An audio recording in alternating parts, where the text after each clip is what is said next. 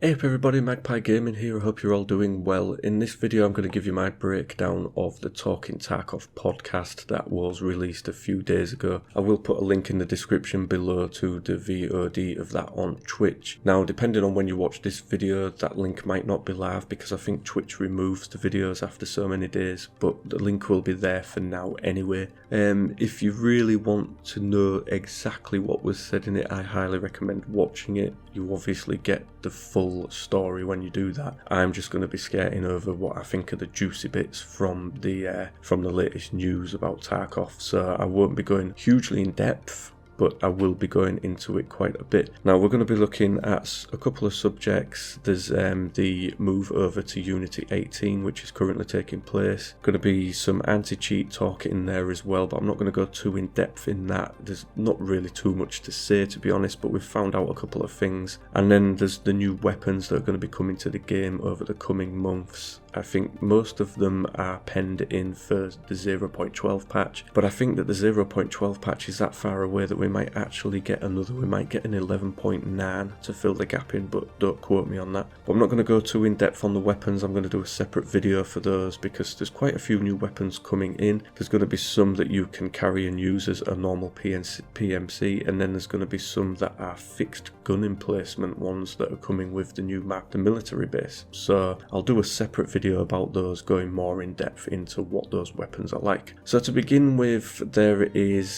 was talking, I can't remember exactly who they had, 30x on, they had Pastilion, and I forget the name of the other guy that they had on, and then obviously they had Nikita on. So there was talk first of all about 11.7 and how well it's been received, which is, it hasn't been well received at all. There's been a lot of issues with this patch, which everybody knows about. Lots of freezes, lots of stuttering. They have just released a hotfix that is aimed at sorting those things out. Nikita said that there are various issues with the game that can cause freezing and stuttering for people. He says that's down to scavs spawning in. He says scav players spawning in can create freezes and stuttering. He says even things down to the grass rendering can cause freezes and stuttering. So they've tried their best to eliminate them as much as they can, but I think they've conceded defeat on getting rid of them entirely. And this was one of the reasons that there was a push to move over to Unity 18. Unity themselves said that they didn't support the version of Unity that Tarkov are using anymore. So they themselves said, you know, if you want our support going forward, you're going to need to migrate your game over to Unity 2018. And that is what is currently happening right now. So the hotfix that has just recently come out, they've said that that is the last one they are doing on this version of Unity. So you get the impression that that's the last one we're going to get on this current version of the game. I think there will still be a lot of technical updates. We get those once and twice a week, but they're saying that it's the last hotfix. But the impression that you get about 0.12 is that it's probably months and months away. You know, we are just over 1 month now since the last wipe. I wouldn't expect to see 0.12 until at least September time. You know, we're going 4 or 5 months in the future. That seems a hell of a long time to go without giving a hotfix out to the game at the moment. So unless this hotfix really does fix things and really does patch the game up well, I would expect to see some more hotfixes going forward for this version of the game anyway, before they move over to new Unity, because it just seems too much of a long stretch to go without one. But again, don't quote me on that. When it comes to the new version of Unity, they say that the migration is going really well. They expect it to run into a lot of issues. They are running into issues porting the whole game over, but they've said that it isn't as bad as what they expected, so the migration is going really well. There was rumours that the newer stuff within the game would run on the new engine and the current maps would run on the older one. It'd be kind of a mix of the two of them, but the whole game is being moved over to 2018. So that means that the maps as they are now, they will be able to add and change things to them. Nikita says that the new version of Unity allows them to create environments that are a lot more richer, they look a lot better, they work a lot better, they're more optimized. He's optimistic that it'll be a better game once they move over to that. Of course there's going to be teething troubles with that. They're going to run into issues. There'll be issues when they roll it out to us, the players, and we get to play on it, but you know, it's just one of those things. We are all beta testers at the end of the day. I know sometimes it can be frustrating the way the game works, but you just have to remember that it's still being built and we're all just participants in that journey, really. They talked about changing the AI behaviour within the game. This is something that I think has been addressed in the recent hotfix, and this was one of those things where the scavs were aiming too low. A lot of people were complaining the legs was being taken out, they wasn't being killed, but they were losing legs, and I think the overall consensus was that people would rather die than have to crawl out of a map. Now me personally, I'd rather crawl out, especially if I've got some good loot, but they've moved where scavs aim now. Scavs will aim more for the centre mass of the body, whereas before they were aiming for your lower abdomen, which meant that they would inevitably hit your legs at some point. So now they're going to go more for the centre mass, so armour is going to be more needed than ever now, I think, within the game, especially if you're going up against scavs doing the tasks where you've got to kill them. How well that's going to work, I'm not too sure. Nikita does say that it's a learning process, trying to get it right, get you know, the point where the vast majority of people are happy with the way the scavs work. So for the moment it's a balancing act, but he's doing his best to get there with that. Next up, there was some anti-cheat talk, and he says that the rumours of people being added to waves and not being banned for months is wrong. Depending on the cheats that people are using, some people are added to a list and banned at a later date, but he says at the moment they're banning on average 100 to 150 people per day for some of the cheats that are coming out. They've also had to be pretty crafty with this as well. He says that they've actually been monitoring certain people, so they will ban them, they will then monitor them through their hardware IDs, see what these people come back with. So he says certain people have been allowed to do it so that they can learn the cheats that they're using, and then they do an overall ban. But he says they wasn't just banning by name, they're now banning by IPs and hardware IDs. So obviously it's a lot harder for these people then to just simply go buy another copy of the game and then go back to doing what they was doing. So he says that there is a massive anti-cheat update coming soon, which I have spoke about in a previous video, but he says they are trying to work towards getting people cleared off, and they're looking at the websites these people are using. They know that there's a whole economy around the game. They are watching what these people are using to implement these cheats within the game. So, but it's the same with any game. It's, you know, they move one step forward, the anti-cheat has to catch up. The cheats will always be ahead of the game, but of course it's up to Battlestate to prove that they can keep up with the cheats and get them banned as quick as the cheats that they use come out. So it's a never-ending race. Every developers, you know, every studio goes through this with an online game, but you know, the way it's been just recently, it has seemed like Battlestate was losing the battle, but they are confident that they can win it. They said that there has been bots on the market. He admits that bots have been found on the market, which we all knew was happening anyway, and he says that they have started to ban those within the last 7 days, the last week. So hopefully, he says, people should notice a difference on the flea market now. Of course these people are going to rework these bots so that they can do it again, but it's up to Battlestate just to keep up and get them off. Next up, they showed the new weapon build menu, and I'm highly, you know, drooling a lot over this. It just looks great. So one of the things with Tarkov is you spend a lot of time in the menus. You spend so much time in the menus, it detracts from the actual game. It can get very annoying. You know, you go into a raid, you've spent a lot of time modding a weapon, getting it to look how you want it to look. You've maybe tried it in an offline raid to get it to feel how you want it to feel, and then you go into a raid and you lose it straight away to somebody else. So, and it can take time to mod these weapons. So what is going to happen going forward, and this will be in 0.12, is that all of the weapons and mods that you have access to, so these are the things that you have access to through traders, these are the weapons that you have found in game maybe and that are in your stash, you will be able to load a weapon up into the modding menu. All of the mods that you are available to have hold of, so when you do the drop down menu, it will usually just show the mods and attachments that are in your stash. It will now show the mods and attachments that are in your stash, but also what you can purchase from a vendor. You're able to then add all of the mods and attachments to the weapon that you want, and then there is a purchase all button at the bottom of the screen, and that just simply allows you to purchase all of those parts and attach them to that weapon. So it is a lot quicker, it's a lot simplified. You can save these builds, you can give them a name so that you can just go straight back, click on it, click purchase all, and your weapon is there. There's no messing about. You haven't got to go searching through menus. You haven't got to go looking at websites to work out which bit will fit with which gun. You can just go straight into the menu system and do things that way, which is massively going to speed up the time that we can get back into raid. You're not going to be spending ages waiting. I mean, I do it with a squad. We will get killed.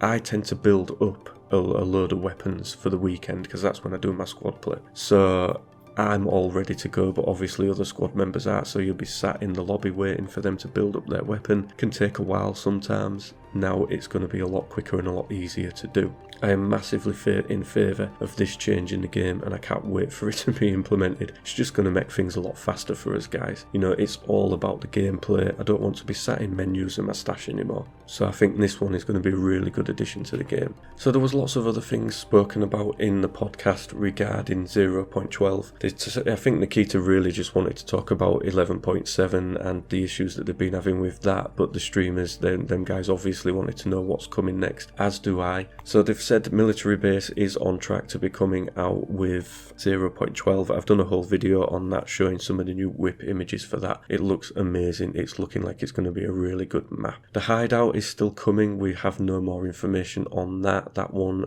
he said that there will be another podcast sometime during June, probably late June, and we will get more information on some of the things that are coming in 0.12. He says new animations are coming, so he said they are looking at a loading animation, but he says it will take a lot longer than what it is right now. So they're going to look at a way of implementing a loading animation. It maybe won't be an animation, but you won't have to sit in your stash while you reload. You'll be able to come out of it. So the actual animations are probably going to follow on a little bit after 0.12. Voice over IP, that's still on track for 0.12, but might slip. It's one of those things that they're not too sure about yet, but it is in the works. There's going to be new additions to quests and changes. Quests are very fluid recently. I want to start up doing quest videos, but I'm holding back because I just don't know how much things are going to change. So we will see on that. Customization of your character, so clothing, facial hair, things like that are going to come later. They're not going to be in 0.12. They're going to come shortly afterward. Steam audio, that is going to be implemented in 0.12, but they're not 100% sure if it'll make it in. It could again be like the customization of Fall just after that patch. Obviously they want to rework the sound and the audio within the game, and they're going to use Steam's audio system for that, which is used by quite a lot of games apparently. 0.12 is going to include a lot of weapons. The Scar will be coming into that, although we have no pictures of it right now. As I say, there is new weapons coming and I'm going to do a whole video on those. We had a little bit more information about the military base. So the military base actually sits between customs and shoreline. It's going to have lots of unique loot on there. There's going to be a lot of PMC loot because obviously Bears and USEC have been having a bit of a skirmish there. There's going to be regular scavs. You're going to have raiders on there, and you're going to have a new scav boss that will actively hunt PMCs on the map. So I don't think this guy is just going to be in one location. I think if he notices you, he is going to follow you, so that's going to be an interesting one. As I say, there are stationary weapons. There's grenade launchers, a mortar, there's a 50 cal machine gun. I'm going to go into those in a separate video. And there's going to be unique extracts in there. You can use flare guns to activate some of them, and it says there're going to be no free exits, so I think they're all going to be a little bit like what you have with labs, where you have to activate an exit to use it. So there was lots of other information that we gained about 0.12, not just about the new map, but there was also talk of the quests. Now Pestilli, and I actually tweeted him about this because I thanked him for sticking up for casual gamers. As you all know, I'm a casual gamer, so sometimes Tarkov can seem a little bit harsh on the casual gamer, and Pestilli stuck up for people who are casual gamers, you know, struggling with the quests and the way they've been changed within the game. So Nikita said that at the moment the quests are the way they are to give people something to do. Yes, there was change slightly to slow the progression down, but he says in the future, and it's looking like it might be in 0.12 as well, you will be able to choose different quest lines from the traders. So instead of being locked into a certain quest that seems a little bit stupid, you'll get more of a story driven quest line that you'll be able to swap and choose between. You know, it's not just going to give you one quest and you have to complete that to move on to the next. You'll be given maybe 2 or 3 quests at a time so that you can choose which one you want to do next, rather than having to focus on just one quest all the time. Some of them, they did admit that they've changed and they're a little bit too, the stipulations on them, use a certain gun at a certain time on a certain map, is a little bit too strong. Those tasks will probably stay within the game, but they will be more optional when we move forward. They also said that the found in raid that they introduced has gone down pretty well, which I think it has. Obviously some really expensive items you can still find and sell on the flea market and use for raids, graphics cards being one of them. Other ones you've got to search for them yourself. It's a little bit of a pain now and again. It was a lot easier just to go onto the flea market and buy them, but obviously then people just blasted through the quests really quick. So it's been done to slow it down, and yeah, people can moan about it if they want to, but it does add a bit more fun to the game that you've got to go and find certain things. It's not like they're asking you to find everything, it's just some certain things within the game. As I touched on, story driven quests, they are probably going to come after 0.12. It's something that's planned, but it's going to be a little bit harder to implement because it's going to be more of a single player experience but inside a multiplayer game. So there's going to be a bit of balance to be struck there. Obviously some tasks you will have to complete on your own. You won't be able to do them in a squad, so that might put some people off doing them, but again they're going to be optional, so you don't have to do them if you don't want to.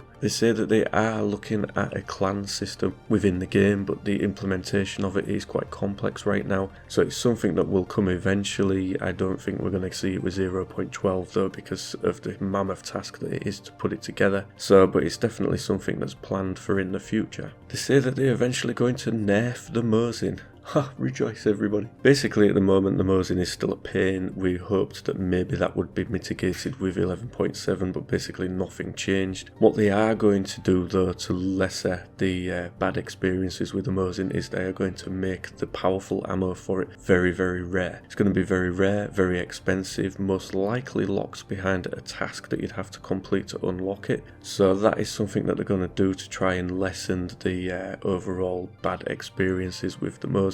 But as Nikita says, the Mosin is a very cheap rifle. It is everywhere in Russia. It's very easy to obtain. So again, given that they want to make it as true to life as possible, it's very easy to obtain in the game. But they say the powerful ammo, which you can get pretty much straight off at the moment from the flea market, will become very rare and harder to get. So whilst we're all still going to get shot by it, we maybe might not get one-tapped as much as we do at the moment. They say that they're going to look at combining meds together. So at the moment, say you have a couple of IFAKs or Salewas, they maybe only have, say, 60 or 80 points or something like that. Some people would abandon those and just sell them onto the therapist or just discard them altogether. It's going to be made so that you'll be able to pull them together to create one new med. This is something that will be introduced in 0.12. They're hoping to get it into 0.12 anyway. It is not 100% planned, but that's where they want to do. They want to get it into 0.12. I think that would be a useful one because there's quite often where I just completely, just sell things. You're not really getting anything for them, but the chances are you could make a whole new IFAKs from the ones that I've got lying around. So that would be a useful little feature. So what I'm going to do, guys, is I'm going to link the transcript of the podcast in the description below so that you can go and check out every single bit of it. I've skirted over and just brought like the juicy bits, but there are a lot of other things in there that they spoke about. As I say, I would recommend actually watching the podcast. It is full of good information, and I think there's a lot coming out for the game in the future that is good. I think there are some good things coming out, but the one thing that I would like to see the most is for Unity 2018 to finally eradicate the freezing and the stuttering in the game. If we can get to a point where freezing and stuttering is basically what you get in other games as well, it's just randomized, it's just once in a blue moon sort of thing, then I think the guys at Battlestate will have nailed it. And then I think the development of this game can kick on, because I think they get bogged down trying to solve these issues for us, and I think ultimately it hurts the future development of the game. I think there are things that would have been implemented a long time ago if it wasn't for them trying to battle with this current version of Unity and get the kinks out of it. So hopefully 2018 will be the big step forward that we're all hoping for. Hopefully it will give us a lot smoother game, a better looking game, easier for those guys to code for and maintain, and yeah, probably pie in the sky, maybe, who knows, we'll have to wait and see. We will find out at some point this year. Like I say, I think you'd be looking at September time for this patch to come out, if not a little bit later. I mean, that could just be a conservative estimate, but